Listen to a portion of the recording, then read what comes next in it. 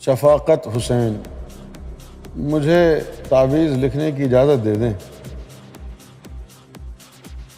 تعویذ اور دم کرنے کی اجازت۔ اس میں اجازت کی کیا ضرورت ہے یار؟ ہاں بھائی، تعویذ لکھنے کے لیے اجازت کی کیا ضرورت ہے؟ کوئی وہاں کون سا پکڑ لے گا تمہیں کہ بغیر اجازت کے لکھ کے دیا ہے؟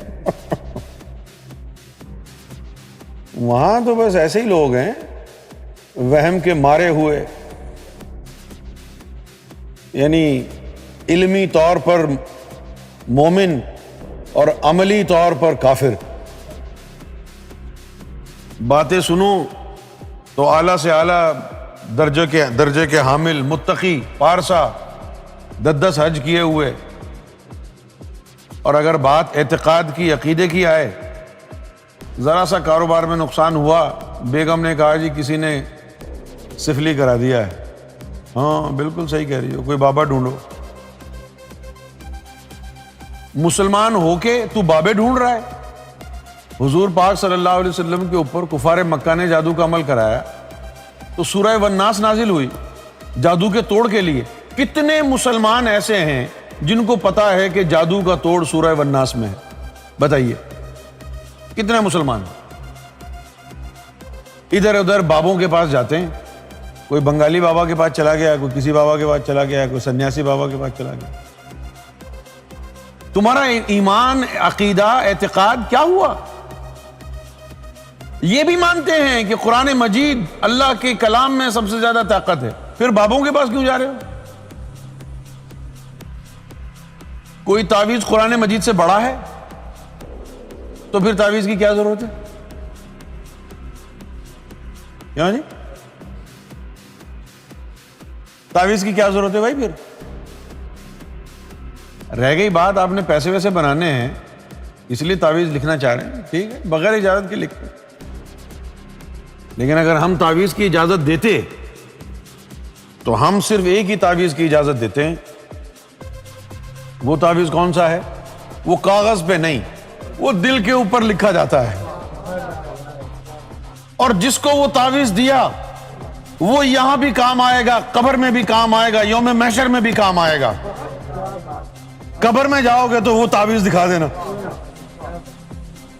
جب وہ تعویذ کفن ہٹایا، دل کے اوپر اسم ذات لکھا ہوا دیکھا، کیوں جی؟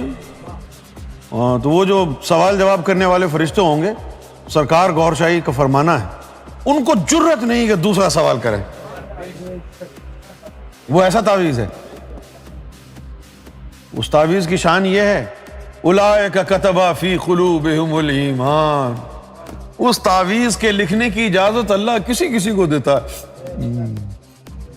اس تعویذ کی لکھنے کی اجازت کسی کسی کو دیتا ہے۔ اس تعویذ کی اجازت ہے ہمارے پاس۔ یہ جو کاغذوں پر لکھے جاتے ہیں الٹے سیدھے تعویذ، یہ تو ان کو ہم مانتے ہی نہیں۔ ہم صرف ایک ہی تعویذ مانتے ہیں کہ دل کاغذ بنے، اللہ کا نور پین بنے، اور دل پر اسم ذات نقش ہو۔ جب دل پہ اسم ذات نقش ہو گیا، اب بلا لو سارے جادوگروں کو، چلو بھائی جادو لگاؤ۔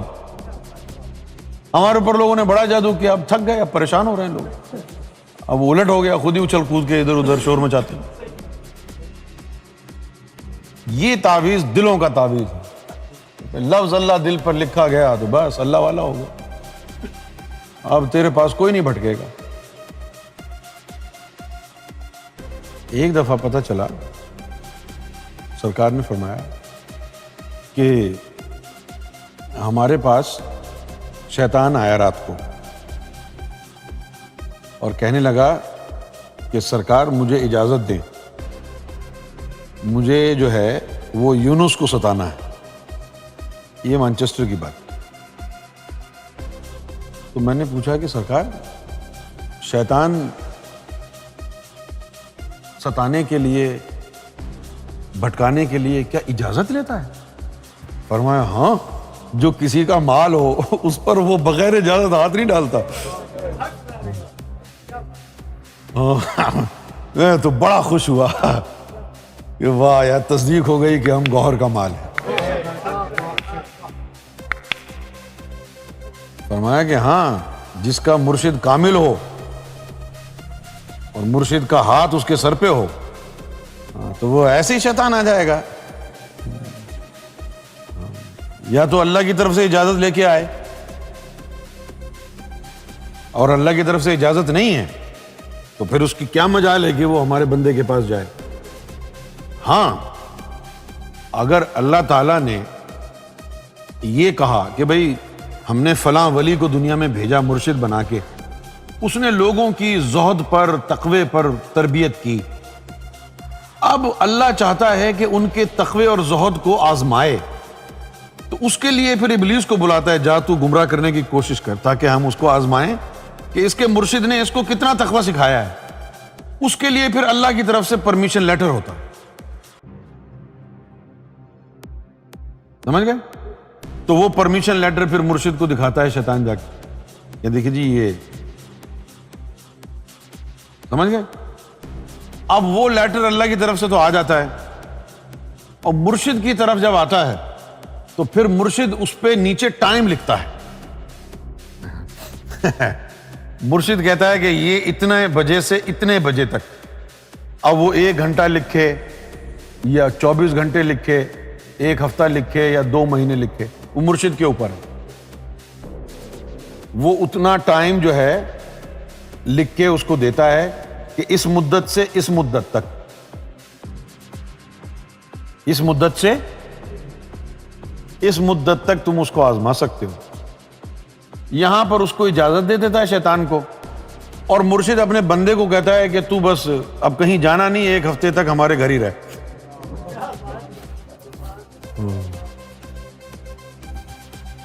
کیوں جی 1 ہفتے تک؟